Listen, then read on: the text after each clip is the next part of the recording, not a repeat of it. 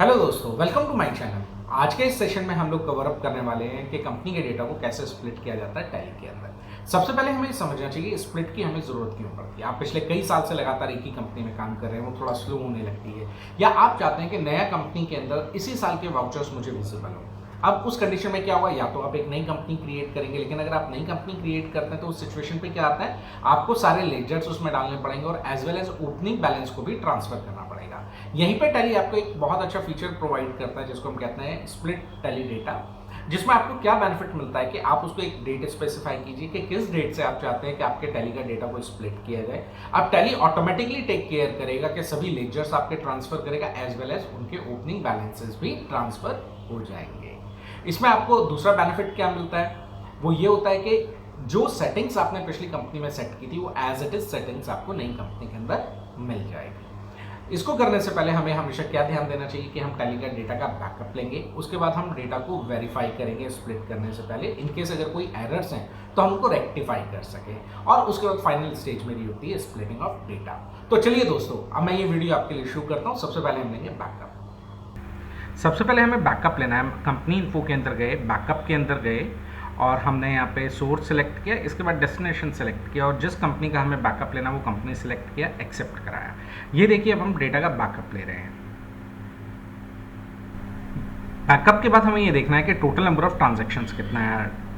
DSS हमने press किया gateway of tally से, और देखिए कि मेरे पास टोटल नंबर ऑफ वाउचर्स मेरे को विजिबल हैं, कितने मेरे लेजर्स और ग्रुप्स बने हुए हैं। साथ के साथ हमने पीरियड आपको दिखाया, 2017 से लेकर 2020 तक का डेटा मेरे पास अवेलेबल है। सबसे पहले हमें उस डेटा को वेरीफाई करना है। हम कंपनी इन्फो के अंदर गए और यहाँ से हम लोगों ने सेलेक्ट किया verify company data. Split company data के अंदर जाके हमने इसको एक्सेप्ट कराया।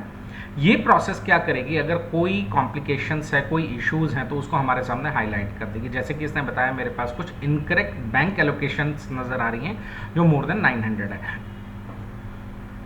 अब हमें क्या करना है, इन सभी इश्यूज को रिजॉल्व करना है, अदरवाइज मेरा डेटा स्प्लिट नहीं होगा। तो देखिए अब हम इनको कैसे रेक्टिफाई करते हैं। तो टैली ने भी हमें ऑप्शन दिया हुआ है कि वो ऑटोमेटिकली इनको रेक्टिफाई कर सकता है। अदरवाइज हमें क्या है, हर ट्रांजैक्शंस के अंदर जाना होगा और हर ट्रांजैक्शन को हमें वन बाय वन ओपन करके जो भी इसमें बैंक एलोकेशन से रिलेटेड इश्यूज हैं उनको रेक्टिफाई करना पड़ेगा। ये देखिए जब हमने उसमें एंटर दबाया तो मेरे पास यहाँ पे डिफरेंट कैटेगरी के हिसाब से अलग अलग नंबर ऑफ वाउचर्स मुझे दिख रहे हैं। पहले सेक्शन में मेरे को 30 प्लस कुछ दिख रहे हैं, देन इसके बाद हम उस पर एंटर प्रेस करते हैं तो ये मेरे को कुछ इश्यूज दिखाता है। तो राइट हैंड साइड पे ऑटो करेक्ट की ऑप्शन दी है टैली ने। अगर हम ऑटो करेक्ट कर देंगे तो ऑटोमेटिकली जितने भी वाउचर होंगे उनको रेक्टिफाई करने की ऑप्शन देता है। हम इसको येस कर देंगे, वो क्या करेगा, ये ऑटोमेटिक प्रोसेस को शुरू करेगा और जो भी इश्यूज हैं ट्रांजेक्शन्स के अंदर उनको ऑटोमेटिकली रेक्टिफाई कर देगा। डिपेंड करेगा कितने नंबर ऑफ वाउचर्स हैं। अभी जैसे 30 वाउचर्स मेरे पास थे, अब देखिए उन सबको ये रेक्टिफाई कर रहा है। कितना टाइम लगता है ये डिपेंड करेगा नंबर ऑफ ट्रांजैक्शंस के ऊपर। और ये देखिए मेरा ट्रांजैक्शन यहाँ पे कंप्लीट हो गया। यहाँ पे मेरे को 0 दिख रहे हैं। अब मैं एस्केप प्रेस करता हूँ, देखिए अब मेरे को 2 दिख रहे हैं यहाँ पे। मैं इस पर 2 पे क्लिक करता हूँ और यहाँ मेरे को दिखाता है कुछ इश्यूज़ यहाँ पे अवेलेबल है मेरे पास। अब यहाँ पे मैं फिर से ऑटो करेक्ट कर सकता हूँ। सो मैं इसको ऑटो करेक्ट को येस करा देता हूँ और ये देखिए अब मैंने सिंगल एक ट्रांजैक्शन को सिलेक्ट करके किया था, ठीक है। अब ये मेरे पास दूसरा एक इशू आ रहा है, इसको हम देखते हैं। जिसको ऑटो करेक्ट नहीं कर पा रहा, जिसको ऑटो करेक्ट नहीं कर पाएगा उसको हमें एंटर प्रेस करके देखिए अब जो ये स्क्रीन आएगी आप इसके अंदर देखिए कि हमने एक ट्रांजैक्शन के अंदर 2 लोगों को पेमेंट दिया था, लेकिन बाय डिफॉल्ट यहाँ पे मैप सिंगल होके आ रहा है। तो अब हम उनको एज पर द ट्रांजैक्शन जो 2 हेड्स थे हम उन दोनों हेड्स को यूज़ करेंगे। यहाँ पे हमने चेंज किया और उसके बाद जितना बैलेंस अमाउंट था वो हमने यहाँ पे डाल दिया और इसको हमने जाके सेव करा दिया। और देखिए जैसे मैं इसको सेव करूंगा ये एरर में से ट्रांजैक्शन हट जाएगी। ये देखिए 0 हो गया। अब हम आगे बढ़ते हैं और ये कुछ और हमारे पास कुछ बैंकिंग ट्रांजैक्शन से रिलेटेड अब हम इस पर प्रेस करते हैं। इसमें मेरे पास काफ़ी सारी ट्रांजैक्शंस हैं। यहाँ पे उसने कुछ एरर्स दिखाया, मैंने कहा सिंपल इसको हमने सेलेक्ट किया और ऑटो करेक्ट करा दिया। हम इसको येस करेंगे। ये थोड़ा सा टाइम लेगा। हमने क्या किया है कि वीडियो को थोड़ा फास्ट करने के लिए जो बीच का टाइम ड्यूरेशन होता है उसको कम करने के लिए वीडियो बीच में से हटा दी थी। अब देखिए यहाँ पे नंबर ऑफ वाउचर्स मेरे पास कितने आ रहे हैं, 0 वाउचर्स नज़र आ रहे हैं। मतलब मेरा बैंक रिको से पहले जितना भी मेरे एरर्स थे वो हम लोगों ने क्या किया, उनको रिमूव कर दिया। अब मैं स्प्लिट करने के लिए तैयार हूँ।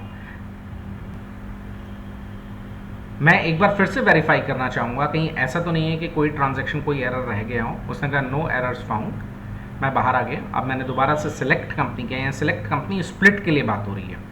सो हमने कहा सिलेक्ट कंपनी, इसके बाद मेरी कंपनी का नाम आ रहा है। उसके बाद ये पूछता है कि आपको स्प्लिट किस डेट से करना है। जैसे कि मेरे पास अभी ऑलरेडी दिख रहा है 1 अप्रैल 2020, तो जिस डेट से आपको स्प्लिट करना है, सपोज ये मेरा डेटा 2017 से था, अब मैं उसको 1 अप्रैल 2019 से स्प्लिट करने वाला हूँ। इसके बाद ये मेरे पास 2 कंपनियाँ क्रिएट कर देगा, एक फ्रॉम 1 अप्रैल 2017 और दूसरी बनेगी फ्रॉम 1 अप्रैल 2019। और देखिए ये अब इसको स्प्लिट मेरी प्रोसेस शुरू हो गई है। अब जब ये पूरा कंप्लीट स्प्लिट हो जाएगा, ये डिपेंड करेगा नंबर ऑफ वाउचर्स के ऊपर।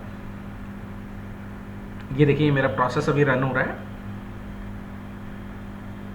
ये कंपनी क्रिएट होने के बाद मेरे पास 3 कंपनियां नजर आएंगी। एक जो मेरी ओरिजिनल कंपनी थी वो मुझे एज इट इज़ नजर आएंगी, और उसके बाद मेरे को 2 कंपनियां और नजर आएंगी, जो एक 1 अप्रैल 2017 से शुरू होगी और एक दूसरी कंपनी जो मेरी 1 अप्रैल 2019 से शुरू होगी। ये देखिए आप लेफ्ट हैंड साइड पे देख सकते हैं ABC, जो मेरी ओरिजिनल कंपनी थी, और यहाँ पे मेरे पास 1 अप्रैल 2017 एंड 1 अप्रैल 2019 ये मुझे विजिबल हो रही है। ये देखिए 3 कंपनियां बन गई हैं और ये तीनों कंपनियां एक दूसरे से इंडिपेंडेंट है। हम राइट अवे तीनों में से किसी में भी जाके काम कर सकते हैं। दोस्तों अगर आपको मेरा वीडियो अच्छा लगा तो आप इसको लाइक कीजिए, शेयर कीजिए और मेरे इस चैनल को सब्सक्राइब कीजिए।